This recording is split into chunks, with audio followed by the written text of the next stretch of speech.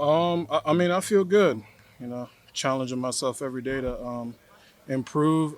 Challenging the D line to help me improve. Challenging coaches. Coaches are challenging me, pushing me every single day to get better. There's something different about stepping onto the field and actually being a starter. I guess what hit you when you took the field for your first offensive series against Akron? I mean, it was definitely a little bit of like angst into it, but I mean, after you get that first hit, like right back to high school almost. Yep, perfect. So, what in particular do you think you've done well through 2 weeks, and what are you trying to get better at, or things you saw that would make you do better? I mean, I just try to go hard every single play. I try to put my best on the field for the guy in front of me and for the guy watching me the next week. So I try to go hard. And what I've been trying to improve is just there's always something to improve, whether that's hands, whether that's technique, that's feet, things like that. Both Chip Kelly and Ryan Day both talked a lot about communication getting better. Uh huh. How did you see that manifest in the field, that communication, and how improved it was last week compared to We put a lot on the older guys like Seth and Fryer. Stepping up and communicating and leading this offensive line. Seth, Fryer, and now Donovan. You know, um, so yeah, we allowed the older guys to lead and we followed. Tiger? Is there something infectious about those big runs when you guys start turning out to 10-plus yard runs? Do they feed off of each other? Absolutely. I mean, when you see defenses start arguing with each other and things like that, I mean that makes it a lot easier to have those 10, 11 play drives.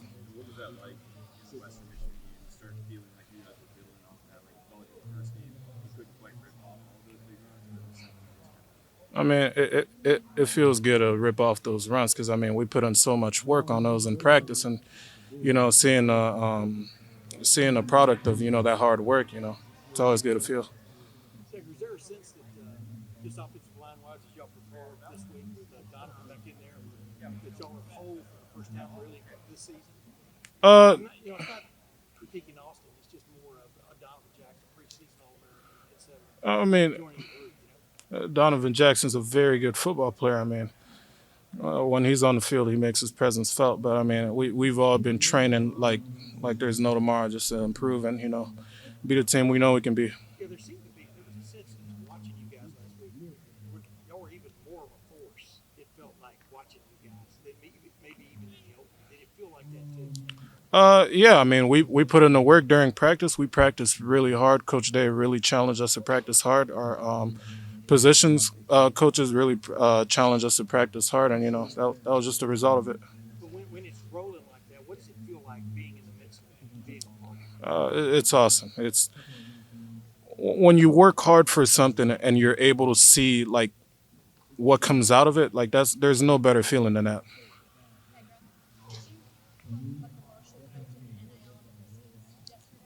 Uh,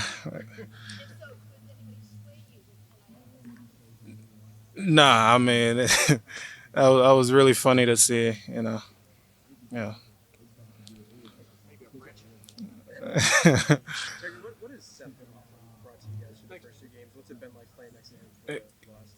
He's he's really calm in the storm. Like you never see real panic, and having a guy like that next to you when you haven't really played as many meaningful snaps. I mean, it's there's there's no one else I'd rather have to my left and to my right of me. With Fryer and Seth. Those guys they do so much for this offensive line and for me specifically.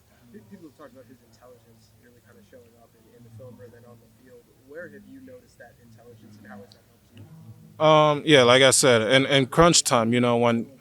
When things aren't exactly looking like how we practice it. Having a guy like that, like, oh, slow down. We'll do this, this, this, and then we go and we execute it. Having a guy like that, like, there's nothing better than that.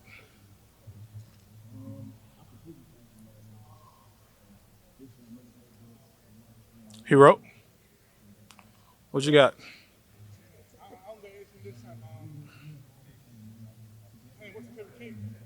What's my favorite cake? Red velvet. Uh huh.